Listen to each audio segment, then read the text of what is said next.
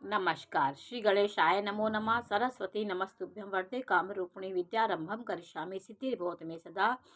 शिव शक्ति को कोटि कोटि प्रणाम।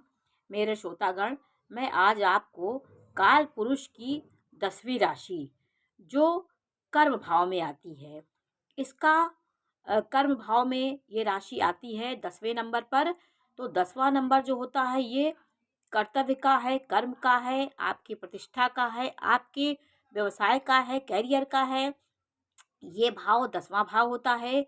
इस नंबर की जो राशि होती है वो 3 नक्षत्रों के सहयोग से मकर राशि का निर्माण होता है।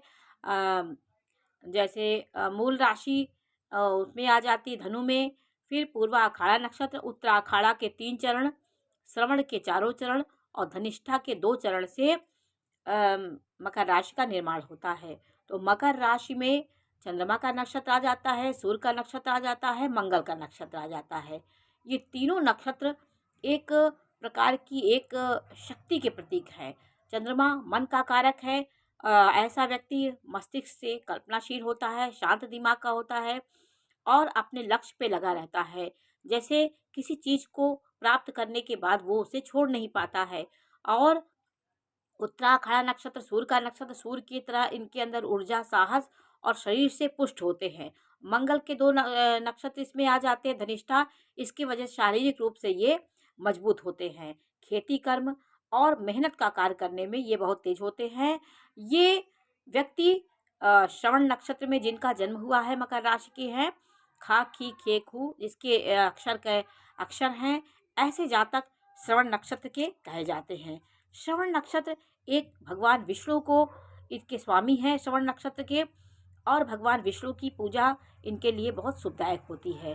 श्रवण नक्षत्र वाले चंद्रमा का नक्षत्र होने से किसी बात पे ये बहुत जल्दी इनका मन उचट जाता है, जल्दी परिवर्तनशील हो जाते हैं, किसी कार्य को बहुत लंबे समय तक कर नहीं पाते हैं, क्योंकि ये चंद्रमा का नक्षत्र है। इस नक्षत्र में यदि आपका जन्म है तो आप स्थिर मन आपका नहीं होता है, समय समय पर आप अपने मन से विचलित हो जाते हैं। लेकिन शनि का नक्षत्र होने से जिस कार्य को आप पूरा करते हैं, चाहे चिड़चिड़े मन से चाहे जैसे मन से, उसको पूरा करके ही दम मारते हैं। ये आप में एक अलग प्रकृति होती है आपकी। स्वयं के नक्षत्र में आपका ये स्वयं का नक्षत्र हो ये नक्षत्र, तो आप एक धार्मिक और आध्यात्म से जुड़ने वाले व्यक्ति हो जाते हैं। यदि चंद्रमा पीड़ित है, अशुभ स्थिति में है, तो आप एकांत प्रिय होते हैं। दूसरों के सहायता करने में सबसे आगे होते हैं श्रवण नक्षत्र वाले, और इनके साथ कोई उतनी निस्वार्थ भावना से इनके साथ नहीं रहता। ये सबका परोपकार करते हैं और जीवन में वो संतुष्ट होते हैं, अपने कर्मों से संतुष्ट होते हैं। हर बात को कान से मन लगाकर और मनन चिंतन करके ही उस बात के तह तक पहुँचते हैं, और हर बात को सुनने की इनके अंदर बहुत क्रिया होती है। बिना सुने किसी पर विश्वास नहीं करते। यदि आपका लग्न मजबूत है, लग्न का स्वामी मजबूत है, कोई भी लग्न आपकी हो सकती है, तो आप शरीर से, मन से बहुत मजबूत स्थिति के जातक होंगे और जीवन में उन्नति करते हैं। परोपकारी आपका नेचर होता है। आपका निस्वार्थ भाव से, उदारता, निस्वार्थ भाव से किसी के साथ काम करना, ये आपके में होता है। यदि आप दूसरे इस तरह आपके साथ करते हैं तो आपको कष्ट होता है, लेकिन आप दूसरों को भला करने की इच्छा भी नहीं रखते और अपने मन से संतुष्ट रहते हैं। आप अच्छा करके संतुष्ट होते हैं, सत्यवक्ता होते हैं, स्पष्ट बोलने वाले होते हैं और दूसरों की भलाई करने वाले जातक होते हैं। इनके दोस्तों की संख्या कम होती है क्योंकि स्पष्ट बोलते हैं, खरा खोटा सुनाने वाले होते हैं। किसी बात को लेकर के ये इधर उधर नहीं बोल सकते, स्पष्ट बोलने की इनके अंदर आदत होती है। इनके जीवन में ये स्पष्ट बोली से कभी न कभी ये अपने लाभ को भी चूक जाते हैं। ईश्वर का प्रिय नक्षत्र होता है ये। परेशानियां इनके जीवन में आती हैं, काम बिगड़ते हैं क्योंकि शनि का नक्षत्र है, तो जल्दी कोई कार्य नहीं होता। जब ये हार जाते हैं किसी चीज़ का लेकर के, निराश हो जाते हैं, तब कोई कार्य एकाएक इनका बनता है। शनि जब चाहता है तब आपके कार्य पूरे कराते हैं। आपके सोचे हुए कार्य जल्दी पूरे नहीं होते हैं, लेकिन यह राशि भूमि भवन भूमि से मजबूत होती है, अर्थ से मजबूत होती है और कर्मशील राशि होती है। इसलिए इनके पास पैसे की कमी नहीं होती है, कहीं न कहीं ये पैसे का आगमन हो जाता है। इनके सौंदर्य में इनके अंदर एक प्रकार का दिखावापन नहीं होता है। जैसे शनि है, सादगी में रहते हैं तो सादगी से रहने वाले व्यक्ति होते हैं। इनके पैसे का अनुमान आप नहीं लगा सकते हैं। इनकी छठी इंद्रियां जागृत होती हैं, जिसकी वजह से ये जो बोलते हैं, किसी को अच्छा भी बोलते हैं तो उनका पूरा हो जाता है, किसी की बद्दुआ भी अगर मुंह से निकाल दिए तो पूरा हो जाता है। ऐसे व्यक्ति पेट्रोलियम पदार्थ, काली चीज़ों का व्यवसाय करें तो इनके लिए अच्छा होता है। आप और ये व्यक्ति कभी-कभी लापरवाह भी हो जाते हैं स्वास्थ्य के प्रति। स्वास्थ्य के प्रति लापरवाह होने से इनके स्वास्थ्य में गड़बड़ी आ जाती है, स्वास्थ्य खराब हो जाता है। लेकिन यदि अपने स्वास्थ्य को ध्यान देके चलेंगे तो इनका स्वास्थ्य बहुत अच्छा होता है। इनके खाने-पीने में जो इन्हें पसंद होता है ये उसको बहुत खा लेते हैं। इससे इनके विकार शरीर में कष्ट हो जाता है और उधर विकार भी हो जाता है। लेकिन पचाने की क्षमता इनके अंदर बहुत होती है, हर प्रकार के भोजन करने के शौकीन होते हैं और इनको 20 वर्ष तक संघर्ष मिलता है। 36 वर्ष के बाद इनके जीवन का भाग्योदय प्रारंभ होता है और 32 वर्ष के बाद ही धीरे-धीरे प्रगति के मार्ग पे ये चलते हैं।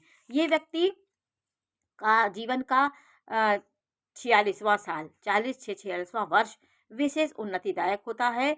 सभी कुछ प्राप्त कर लेते हैं। इतनी उम्र में ये जीवन के सब सुख प्राप्त कर लेते हैं और आध्यात्मिक के क्षेत्र में ये लग जाते हैं। जैसे-जैसे उम्र इनकी बीतती है, इनके अंदर ईश्वर के प्रति प्रेम हो जाता है, क्योंकि ये नक्षत्र ईश्वर को प्रिय नक्षत्र होता है। अष्टम भाव यदि आपके शुभ ग्रहों की दृष्टि हो, तो आप एक गूढ़ रहस्य वाले तंत्र मंत्र और आध्यात्म ज्योतिष से जुड़ कर के कोई कार्य करना चाहते हैं और कर्मशीलता आपकी होती है। बचपन में कष्ट कुछ पाते हैं, उसके बाद भाग्योन्नति उन्नति आपकी होती है। आपकी विवाह के बाद आपका उन्नति होती है, पत्नी आपकी अच्छी होती है और भाग्योदय आपके विवाह के बाद भी आपका भाग्योदय होता है। गुणवान पत्नी का योग आपको होता है, सुंदर पत्नी होती है और आप पत्नी से भी संतुष्ट होते हैं, क्योंकि आप पारिवारिक हैं, परिवार की जिम्मेदारियां लेते हैं, कर्मशील हैं और छल कपट आपके अंदर नहीं रहता है। इसलिए मकर राशि वाले जातक उच्च पैसे से मजबूत होते हैं। तो ये राशि आपको अर्थ के प्रति दिखाती है। अर्थ तत्व की 3 राशियां हैं, वृषभ राशि, मकर राशि और कन्या राशि। तो आज मैंने आपको मकर राशि के बारे में जानकारी दी। इस राशि में 29 मार्च को शनि की साढ़े साती से ये राशि मुक्त हो जाएगी और अच्छे पड़ाव पे जाएगी। बिल्कुल ये राशि मुक्त होके अच्छे मुकाम पे पहुंचेगी और उतरती साढ़े साती चल रही इस समय भी आपके कुछ काम, लेकिन जैसे साढ़े साती आपकी मुक्त होगी, आपके सारे कार्य बनेंगे। आपकी 29 तारीख को शनि मीन राशि में प्रवेश करेंगे, तो कुंभ राशि वालों की उतरती साढ़े साती शुभ है। आपको कुछ ना कुछ अच्छे कार्य जो आप 5 साल से कष्ट में हैं, वो आप ये साढ़े साती वो कार्य पूरे कराएगी। जिस भी लक्ष्य पे आप लगे हुए हैं, उतरती साढ़े साती आपको वो चीज़ दिला के जाएगी। आपका मेष राशि वालों की चढ़ती साढ़े साती प्रारंभ होगी और मीन राशि वालों के दूसरे चरण की साढ़े साती प्रारंभ होगी। आपके जीवन में ये साढ़े साती शुभ होने वाली है। तो आज मैंने आपको मकर राशि के बारे में जानकारी दी। मकर राशि एक पृथ्वी तत्व राशि है। ये 3 नक्षत्रों के संयोग से, इसमें से चंद्रमा, सूर्य और मंगल तीनों अच्छे नक्षत्रों का संयोग होता है। शरीर से पुष्ट, आत्मा से मजबूत और हर कार्य को लगन से करने वाले जातक होते हैं। आज मैंने आपको मकर राशि में श्रवण नक्षत्र के बारे में जानकारी दी। ये जानकारी आपको कैसी लगी हमें बताइए। लाइक करिए, सब्सक्राइब करिए। मैं इसी प्रकार की जानकारी देती रहूँगी। नमस्कार।